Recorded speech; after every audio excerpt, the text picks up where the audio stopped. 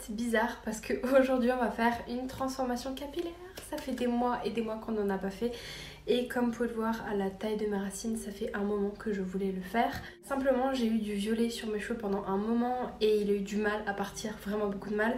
Là vous pouvez voir que mes cheveux ici sont quasiment entièrement blonds, mais le bout des cheveux est encore violet et je me suis coupé les cheveux. Avant toute chose, on va passer au sponsor de la vidéo car la marque Pomelo & Co m'a contacté pour vous présenter certains produits que je vais vous montrer tout de suite. Comme je le disais il y a un instant, la marque Pomelo & Co m'a contacté pour un partenariat rémunéré pour me faire tester quelques produits. Déjà d'avance, je peux vous dire que la marque m'a passé un code promo pour vous, qui est le code promo Péculière YouTube, donc il s'affichera ici. Donc la marque m'a envoyé un après-shampoing et un shampoing et 2 soins, sachant que la gamme violette, c'est la gamme pour la protection de chaleur et la protection de couleur. Ce que j'aime beaucoup avec cette marque, c'est que les produits sont naturels, ils sont vegan, non testés sur les animaux, donc c'est une marque éthique et qui a vraiment des valeurs qui me parlent beaucoup en fait. Et le fait qu'il y ait différentes gammes selon les types de cheveux, c'est plutôt pratique parce que personnellement j'ai les cheveux qui sont décolorés et colorés, donc j'ai besoin d'avoir des soins qui soient adaptés à ça et ils peuvent être évidemment plus cassants. C'est pour ça que le premier produit que je voulais montrer, c'était ce soin rose à la vanille, c'est le Vanilla Boost. J'ai vraiment beaucoup adoré ce produit pour son efficacité et sa praticité. Tu le mets simplement sur tes cheveux, moi je les ai mis sur mes pointes qui étaient asséchées 30 minutes avant de faire ton shampoing et ça va vraiment aider à ce que tes cheveux soient nourris. Perso, j'aime bien le mettre sur le crâne aussi parce que j'ai le crâne qui a tendance à être assez sec. Donc je vous invite vraiment à aller jeter un petit coup d'œil sur le site de Pomelo & Co qui sera link en barre d'infos. Et comme ça vous allez pouvoir avoir des beaux cheveux. Plus sérieusement, mes cheveux sont vraiment en meilleure santé. Je sais pas si vous pouvez voir les pointes, mais elles se secouent de nouveau. Elles sont de nouveau toutes bouncy et bien. J'avais vraiment besoin d'un changement capillaire. Avec le printemps et tout, j'avais envie d'un glow-up en fait. Donc on va s'occuper de mes cheveux. En fait, je les ai pas mal maltraités ces derniers temps parce que j'ai eu des phases très compliquées. Vous l'avez vu sur Instagram, mais j'en ai un petit peu parlé sur YouTube. Avec mes phases borderline, etc. J'ai vraiment maltraité mes cheveux et le bout de mes cheveux était complètement mort. Je vais vous inclure des clips de mes cheveux quand je les ai coupés parce que oui, je les ai coupés. Voici où m'arrivent mes cheveux. Ça me fait trop bizarre. Ils sont courts. Ils sont vraiment courts pour moi là, c'est vraiment très court parce qu'ils m'arrivaient en fait juste ici. Ouais, à peu près. J'avais 15 cm de cheveux en plus, donc j'ai tout coupé. Et là vous pouvez voir que le bout de mes pointes en fait est tout épais en fait, c'est tout moelleux, je sais pas si vous voyez, mais ça reste pas droit comme c'était avant, c'est tout bien, tout cool. Parce que avant, quand je réunissais mes pointes en fait, c'était tellement abîmé le bout des cheveux que ça faisait vraiment une mèche quoi, littéralement une mèche toute fine. Alors que là les cheveux sont tout frais, sont bien, donc bref. Aujourd'hui ce que je vais devoir faire c'est décolorer mes racines, c'est ce que je vais faire en premier. Ensuite je vais sûrement devoir faire un effaceur de couleur pour enlever le violet qui me reste et je vais le laisser sûrement genre 10 minutes max parce qu'il me reste vraiment plus grand chose. Et c'est juste du pastel donc ça devrait aller parce que je veux faire un rose pastel parfait. J'ai envie d'un rose pastel parfait et pour ça il faut des cheveux vraiment clairs comme là. Donc on a du boulot. En plus c'est rare que je laisse pousser autant mes racines, c'est trop moche. Et ensuite après tout ça ce sera la coloration et pendant que j'appliquerai la coloration on fera une partie FAQ parce que je vous avais demandé de me poser plein de questions sur Insta. Je vais d'abord mettre hors caméra de l'huile de coco sur mes racines, sur tout mon crâne en fait pour le protéger de la décolo et j'appliquerai ma décolo par dessus l'huile de coco. Voilà. J'ai un peu une tête de folle à présent mais j'ai fait 4 sections sur ma tête. Donc en gros je sépare mes cheveux en deux, je fais une raie en fait au milieu et ensuite je fais un quadrillage à l'horizontale comme ça j'ai 4 parties, 2 en bas et 2 en haut. Et là je suis actuellement en train de faire la décolo en bas, donc je sais pas si on va pouvoir voir quand je vais montrer parce que j'ai mon miroir là et mon miroir demain, voilà. Mais c'est comme ça que j'applique ma décolo et j'applique toujours par section en faisant des sections avec le petit pic de mon pinceau.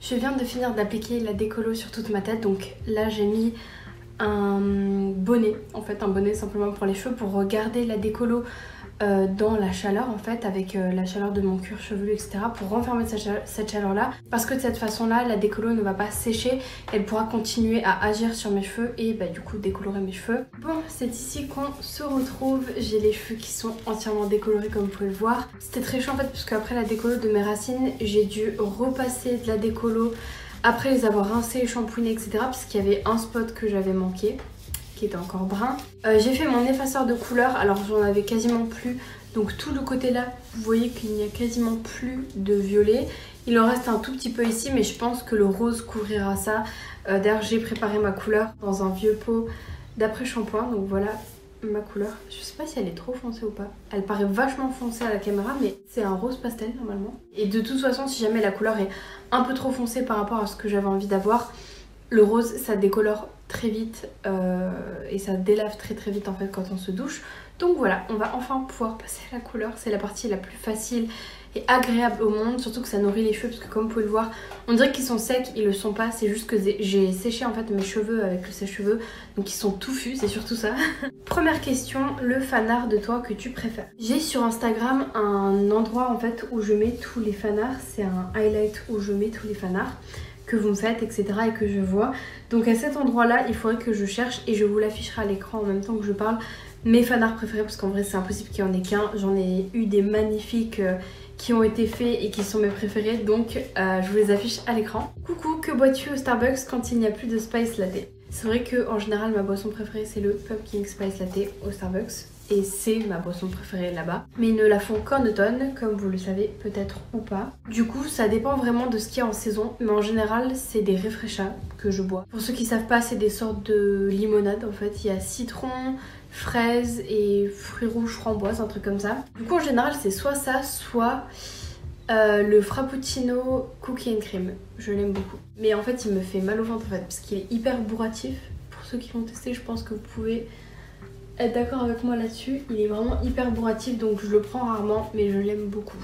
Et c'est con mais Starbucks c'est un truc de café et j'ai jamais bu de café là-bas.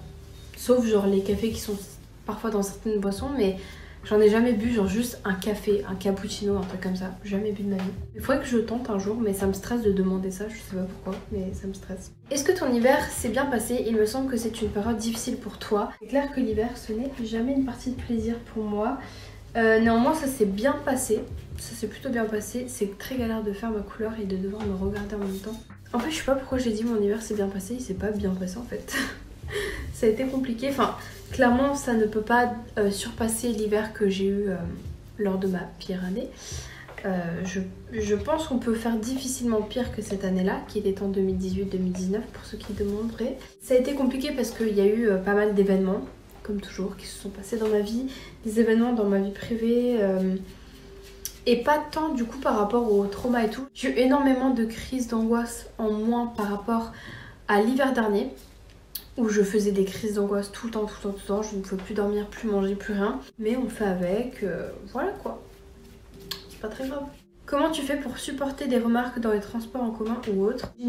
J'ignore totalement en fait ce que les gens disent parce que je suis trop gênée, je sais pas quoi dire. En général, ça m'angoisse, hein, évidemment, ça me met la boule au ventre.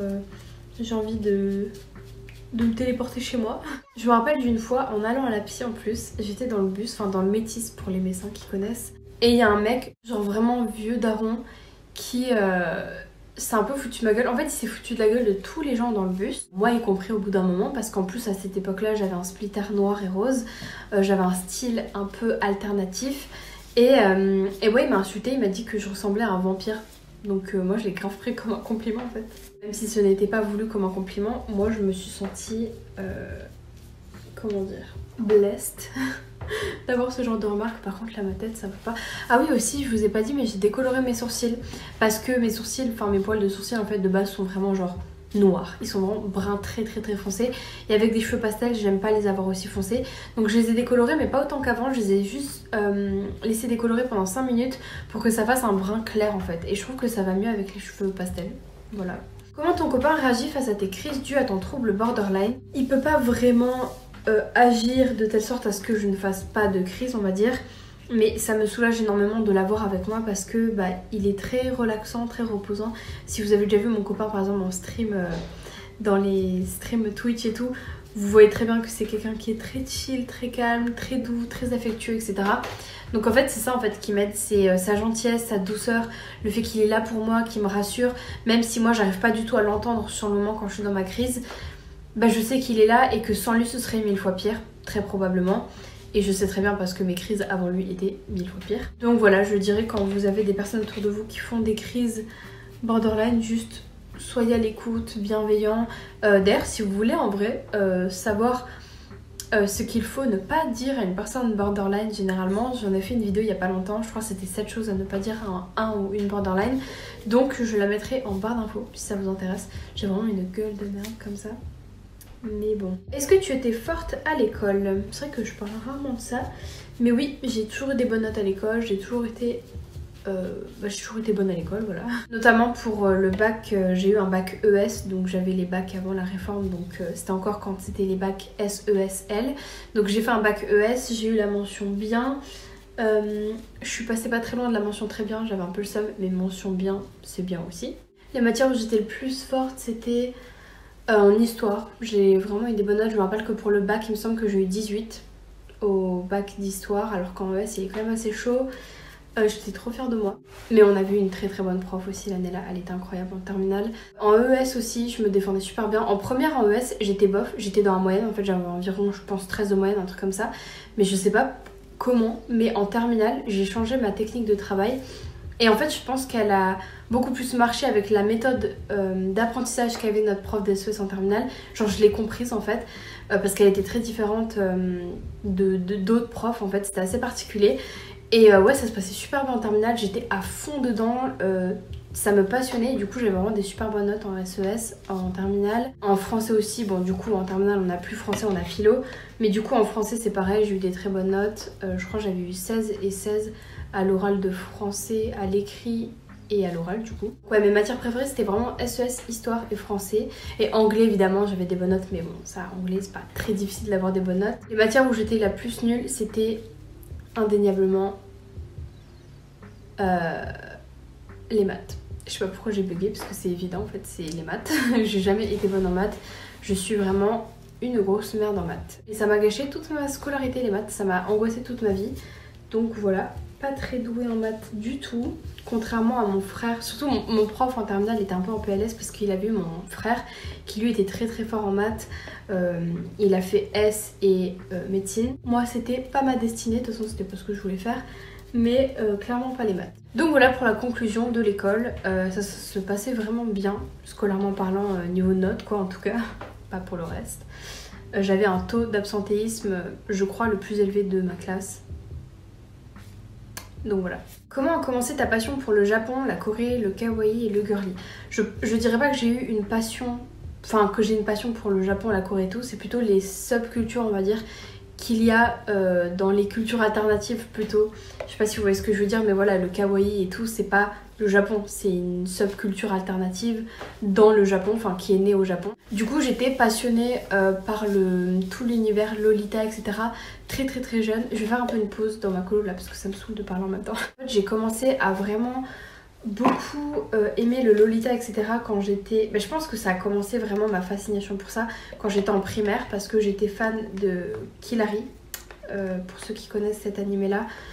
Petite, j'avais le sac à dos Killary, la trousse Killary, j'avais tout Killary, je rêvais d'être elle, je me coiffais comme elle, enfin bref, vraiment j'étais extrêmement fan d'elle. Et donc je pense que ça a commencé là en fait parce que tout le, comment dire, le style etc. dans cet animé là, ça me rappelle beaucoup en fait l'époque Lolita et tout au Japon. Très Harajuku 2009 quoi. Je pense que ça a commencé ouais du coup...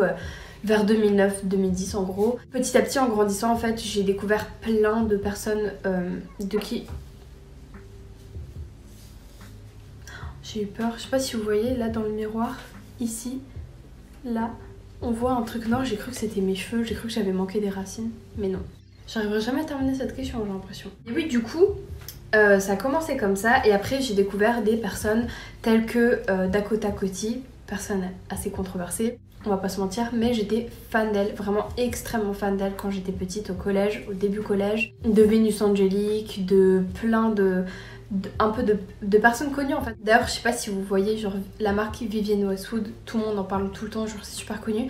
Mais à l'époque, en 2011 et tout, dans le milieu Lolita, c'était déjà super connu. Et je me rappelle que Dakota Coty avait tout le temps des bijoux de Vivienne Westwood et tout. Donc petite, j'étais déjà fan de cette marque là. Du coup, voilà. C'est un peu mon moment, j'étais là avant tout le monde. Du coup voilà, c'est comme ça que ça a commencé en fait, je pense que c'est grâce aux animés, après à YouTube ce que j'ai découvert etc. Et du coup il y a certains trucs que j'ai vraiment adoptés et qui m'ont jamais vraiment quitté, genre les accessoires notamment, genre je mettais tout le temps, tout mon collège, tout mon lycée, vraiment jusqu'en terminale, tout le monde savait que j'étais la meuf qui avait des rubans dans les cheveux. J'avais tout le temps des rubans dans les cheveux, tu sais des nœuds en fait accrochés pour faire des coiffures etc. J'étais toujours coiffée comme ça, absolument toujours. Je pense que c'est peut-être le seul truc que les gens se rappellent de moi du collège-lycée. Je me rappelle d'ailleurs qu'il y avait une fille au collège qui était jalouse de moi parce que j'avais des meilleures notes qu'elle et qu'elle me trouvait plus jolie qu'elle-même. Et elle m'avait volé mon nœud, un nœud que j'avais fabriqué en plus et que j'avais fait, j'avais créé un nœud en bijoux et tout. Bref, elle me l'avait volé dans les vestiaires des sports. Voilà. Donc bref, mais elle avait un peu un historique de vol, donc super. Vers quel âge et comment tu as commencé à trouver et affirmer ton style? Je l'ai trouvé du coup un peu vers la période là où, comme je vous disais, au collège et tout, un peu les vêtements et tout alternatifs. Après quand il y a eu le Tumblr grunge 2014, je suis passée par cette phase là aussi, mais j'étais pas stylée comme les meufs qu'on voyait sur Tumblr, je mettrai des photos là. Tout simplement parce que en France on n'avait pas du tout de vêtements comme ça, du tout, c'était pas du tout à la mode. Du coup impossible à trouver, trop cher, je n'avais pas l'argent, donc voilà, mais c'était ce à quoi j'aspirais être. Donc je faisais énormément de DIY et des trucs comme ça, mais bon c'était un peu foireux. Mais j'ai vraiment commencé à pouvoir affirmer mon style je pense en première terminale, un truc comme ça, surtout terminale. Et encore, ça n'avait rien à voir avec maintenant. Je dis ça parce que pour moi, par rapport à maintenant, c'était vraiment genre pas du tout évolué. Mais en vrai, quand j'y repense, c'est vrai que je m'habillais pas forcément comme tout le monde. Je portais énormément de jupes, de robes salopettes, des trucs comme ça, des nœuds dans les cheveux et tout. Et personne faisait ça un peu à l'école. Enfin, c'était pas à la mode. Donc voilà, je n'étais pas une personne à la mode. Je n'étais pas stylée, mais bon, c'est pas grave. Et c'est surtout l'année d'après, en fait, après ma période enfin, mon année de dépression, mon année horrible. Après ça, j'ai eu besoin d'un renouveau. Je me suis décoloré les cheveux pour la première fois. J'ai fait mes cheveux violets. J'ai vraiment fait en sorte d'avoir mon style à moi et à l'assumer au grand jour. Donc voilà. Coucou, je voulais savoir si tu sors dans la rue avec ce style ou si c'est juste pour tes vidéos. Moi j'ai peur du regard. Je sors vraiment dans la rue avec ce style là tous les jours. C'est pas du tout une image pour internet. Je vais peut-être continuer à faire mes cheveux. C'est pas du tout une image pour internet, c'est vraiment moi. Et voilà, je pense que les gens qui m'ont déjà croisé dans la rue peuvent en attester. Enfin, sauf ceux qui m'ont peut-être croisé pour faire les courses. Dans ce cas-là, je m'habille pas non plus en mode folie quand je vais faire les courses, quoi. Mais je m'habille toujours comme ça. J'ai bien mes cheveux colorés dans la réalité. Et en fait, je me suis dit, ça fait des années maintenant que je suis comme ça. Donc je me suis totalement habituée. Pour moi, quand les gens me regardent, je le remarque même plus vraiment. Je le remarque pas, quoi, littéralement. Du coup, voilà, je pense que c'est une adaptation. En fait, petit à petit, tu vas t'habituer. Ça va te paraître normal. Faut juste que tu aies confiance en toi. Tu seras trop belle ou trop beau, peu importe comment tu te genres, avec ton style. Et voilà, vraiment, te soucie pas du regard. Tu fonces. Tête haute, tu n'as pas peur, tu as grave confiance en toi et ça donne grave du charisme. Donc voilà. Je pense que je vais continuer ma coloration hors caméra parce que là ça risque d'être un peu chiant à filmer peut-être. Alors, je pense que je vous montrerai la fin de la coloration et on se retrouve demain. Enfin pour vous ce sera dans quelques secondes mais pour moi ce sera demain pour voir le résultat.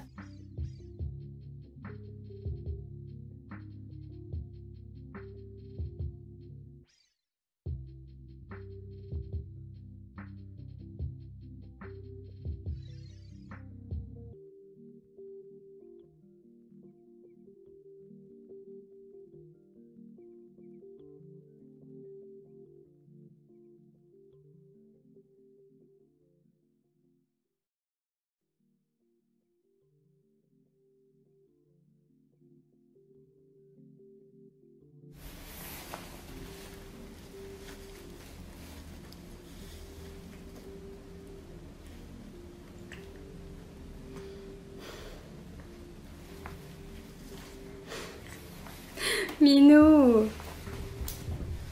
Je crois que j'ai totalement oublié de filmer une outro tout à l'heure quand j'ai montré le résultat de mes cheveux. J'ai pas pensé en fait à parler, à dire quelque chose. Mais du coup j'espère que la vidéo vous aura plu. Je suis hyper contente du résultat. Je vais peut-être me détacher les cheveux pour que vous puissiez mieux voir. Mais je suis très contente du résultat, mes cheveux vont bien mieux parce que du coup même de laisser poser en fait la couleur sur mes cheveux, ça fait vraiment l'effet d'un soin en fait, vu que c'est de l'après-shampoing avec quelques gouttes de couleur. Moi j'utilise les couleurs Arctic Fox, de toute façon je crois que je vous l'aurais mis dans la vidéo pour vous expliquer comment je fais. Mais voilà, mes cheveux vont bien mieux, ils sont plus courts qu'avant mais ça me va bien. Je trouve que, enfin voilà, ça me plaît bien.